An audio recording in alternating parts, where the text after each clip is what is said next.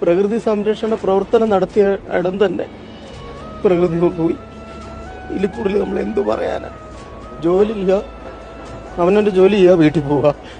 അതിലപ്പുറം ഒരു അധ്യാപകൻ ഒരു സ്കൂളിൽ ചെയ്താൽ ഇങ്ങനെയൊക്കെ സംഭവിക്കും. ജോലി ചെയ്യുക, വീട്ടിൽ പോവുക, ജോലി ചെയ്യുക, വീട്ടിൽ പോവുക, അത് മാത്രം മതി.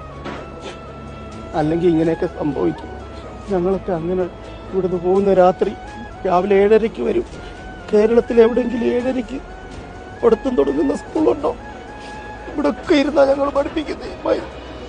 ഇവിടെ എല്ലാം ഇരുന്ന് പഠിപ്പിക്കും. മക്കളോട് പറയും, നിങ്ങൾ ലോകത്തിലെ ഏറ്റവും ഭാഗ്യം ചെയ്ത മക്കളാണ്. ഈ പുഴയോരത്ത് ഇരുന്ന് പഠിക്കാനുള്ള ഭാഗ്യം ലോകത്ത് ആർക്കാ കിട്ടുക? ഒരുപാട് അഹങ്കരിച്ച് ഞങ്ങൾ, ഒരുപാട്. അതിനെല്ലാം കിട്ടി, എല്ലാത്തിനും കിട്ടി. ഒന്നുമില്ല സാറേ, എനിക്ക് പറയാൻ ഒന്നുമില്ല.